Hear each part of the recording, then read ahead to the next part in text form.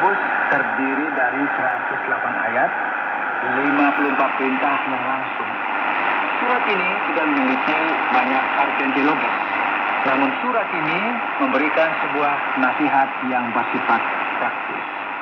Kita telah melihat bahwa masalah yang terjadi dalam jemaat ini yang hanya terdiri dari orang Yahudi banyak berkaitan dengan pencobaan dan perlunya mengaplikasikan firman Tuhan, menolak diskriminasi dan perbedaan antara iman yang otentik yang dinyatakan melalui perbuatan serta iman yang mati. Nah, sekarang pada pasal yang ketiga kita akan mulai melihat bagian-bagian yang ingin disampaikan kepada kita. Kita mulai yang pertama dengan memberikan nasihat supaya kita diingatkan jangan suka menjadi guru. Ada orang-orang tertentu yang ingin menjadi pengajar atau guru, namun sebelum menjadi pengajar, penting sekali bagi kita memperhatikan sikap kita dan mulut kita. Sangat mungkin bahwa kumpulan orang percaya ini memiliki banyak masalah dengan fitnah, dengan gosip, atau sebagaimana yang kita umumnya sampaikan melalui omongan ringan, ngobrol-ngobrol begitu. Tapi banyak ada hal-hal yang tidak benar. Mulai dari ayat 3, di sini kita mengenakan kesan pada mulut kita, sehingga ia menuruti kehendak kita. Dengan jalan demikian, kita dapat juga mengendalikan seluruh tubuhnya. Dan lihat saja kapal-kapal, walaupun amat besar dan digerakkan oleh angin keras, namun dapat dikendalikan oleh kemudi yang amat kecil menurut kehendak jurumudi. Demikian juga lidah, walaupun suatu anggota kecil dari tubuh, namun dapat memegahkan perkara-perkara yang besar.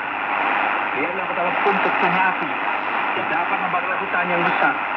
Lidah pun adalah api, yang merupakan suatu dunia kejahatan dan mengambil tempat di antara anggota tubuh kita sebagai sesuatu yang dapat menodai seluruh tubuh dan menyalakan roda kehidupan kita.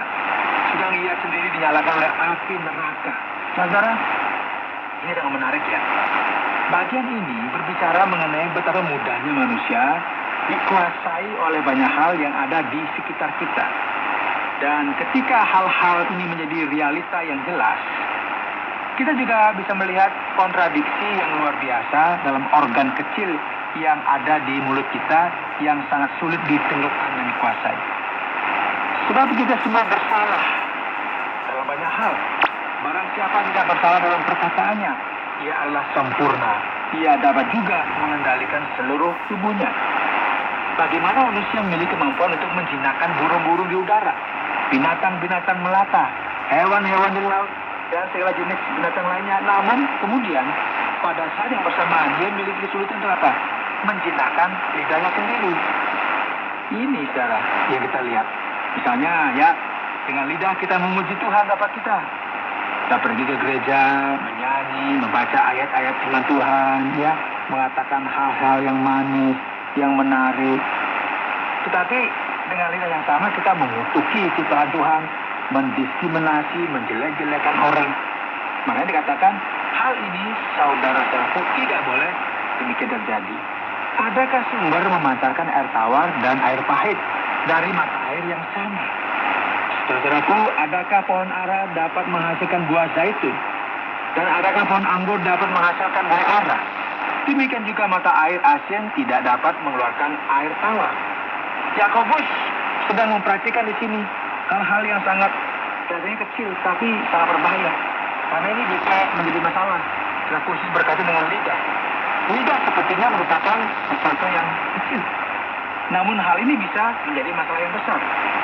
Segenap jemaat, kehidupan segenap orang bisa sepenuhnya hancur oleh karena kesalahan yang dibuat oleh lidah kita.